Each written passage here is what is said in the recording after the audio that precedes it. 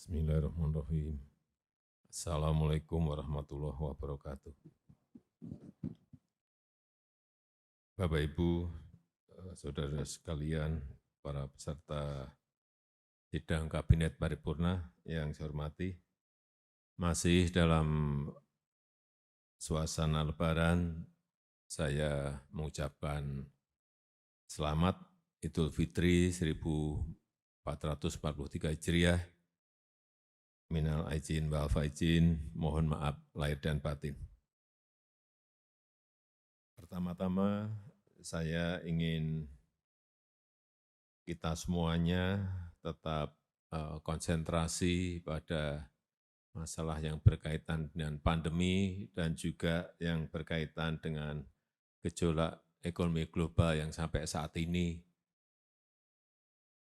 belum berhenti, belum selesai, dan itu menimbulkan ketidakpastian pada ekonomi semua negara.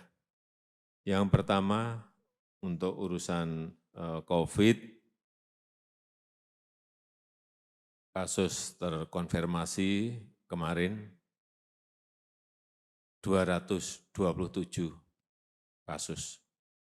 Memang ini sudah sangat rendah sekali, tetapi tetap kita harus waspada karena kasus aktif masih 6.192.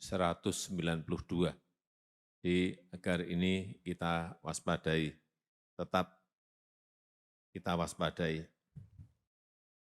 Dan saya minta untuk urusan PPKM ini juga banyak masyarakat yang menunggu. Ini sudah berhenti atau masih diteruskan? Masih diteruskan. Jadi tolong setelah ini disampaikan bahwa PPKM tetap berlanjut sampai betul-betul kita yakin bahwa COVID ini 100% bisa kita kendalikan. Yang kedua, saya ingin menyampaikan terima kasih seluruh jajaran kementerian, Polri, TNI, dalam rangka manajemen arus mudik maupun arus balik. Secara umum, alhamdulillah bisa dikelola dengan baik, sehingga tidak ada keluhan-keluhan yang amat sangat. Kalau keluhan kecil-kecil ya pasti ada, tapi yang peristiwa-peristiwa macet sampai 1,5 hari sampai 2 hari, seperti terjadi pada yang lalu-lalu, ini bisa diatasi karena saya melihat memang persiapan manajemennya dengan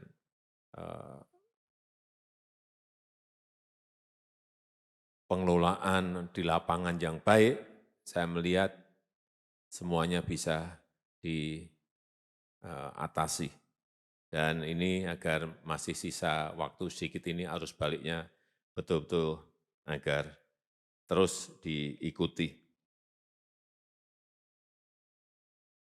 Yang ketiga, yang berkaitan dengan kewaspadaan kita terhadap gejolak ekonomi global. Hati-hati, sampai saat ini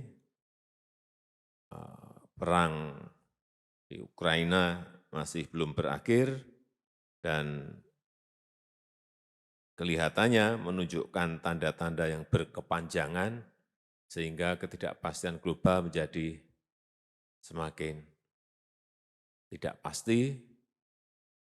Pertama karena perang, yang kedua karena kebijakan moneter Amerika yang lebih agresif dalam meredam inflasi, dan ini akan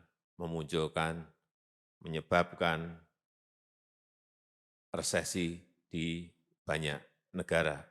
Oleh sebab itu, pengelolaan ekonomi makronya harus betul-betul diikuti secara detail, dan mikronya juga semua kementerian yang terkait dengan ini betul-betul juga mengikuti terus, dan yang utamanya yang berkaitan dengan pangan dan energi. Saya sudah minta kemarin pada Sekap agar setiap minggu seperti kita lakukan rapat terbatas mengenai PPKM ini juga sama. Urusan pangan, urusan energi harus juga dilakukan mingguan, karena betapa pentingnya pengelolaan dua hal ini bagi stabilitas ekonomi kita, utamanya stabilitas harga dan barang-barang pokok rakyat. Yang keempat, saya ingin ingatkan lagi agar kita semuanya memiliki kepekaan yang tinggi mengenai krisis yang ada di negara kita dalam menghadapi krisis global. Meskipun sudah dirilis oleh BPS bahwa di kuartal pertama kita, pertumbuhan ekonomi kita sudah normal dan baik di angka 5,01%. Ini sebuah angka yang kalau dibandingkan dengan negara-negara lain, saya kira growth kita sangat baik, sehingga ini harus kita pertahankan, kita tingkatkan di kuartal yang kedua. Hati-hati mengenai musim kemarau, hati-hati mengenai kebakaran hutan dan lahan, dan juga hati-hati, kemarin kita sudah berbicara dengan menteri-menteri mengenai penyakit kuku dan mulut. Saya minta ini Menteri Pertanian segera dilakukan lockdown, zonasi lockdown di wilayah, sehingga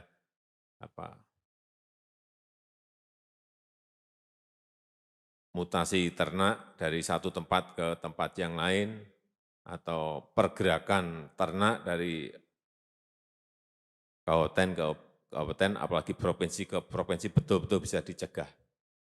Dan ini selain tadi Kementerian Pertanian, saya juga minta Kapolri betul-betul menjaga ini di lapangan mengenai pergerakan ternak dari daerah-daerah yang sudah dinyatakan ada penyakit mulut dan kuku.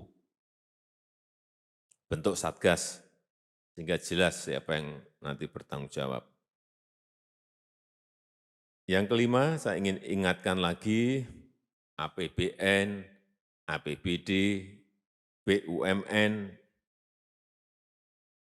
harus mampu membangun kemandirian serta ketahanan ekonomi, sehingga percepatan realisasi belanja APBN, APBD, dan juga di BUMN harus betul-betul disegerakan untuk menjaga konsumsi, menjaga daya beli, dan saya minta para menteri yang berkaitan dengan ini agar memonitor belanja-belanja di setiap kementerian lembaga dan juga di daerah dan juga di BUMN. Perhatikan sekali lagi kualitas belanjanya. Outcome-nya harus berdampak kepada ekonomi rakyat bawah. Saya sudah berulang-ulang kali saya sampaikan mengenai beli produk dalam negeri sebanyak-banyaknya yang berkaitan dengan APBN, APBD, maupun yang berkaitan dengan anggaran BUMN.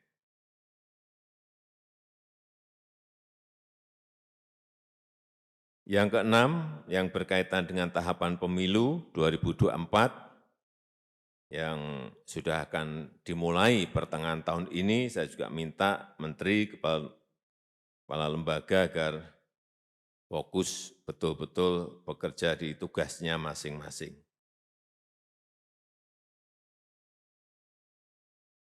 Agar agenda-agenda strategis nasional yang menjadi prioritas kita bersama itu betul-betul bisa kita pastikan terselenggara dengan baik, pemilu terselenggara dengan baik, lancar, dan tanpa gangguan. Saya rasa itu yang bisa saya sampaikan pada pengantar sidang Kabinet Paripurna kali ini. Terima kasih.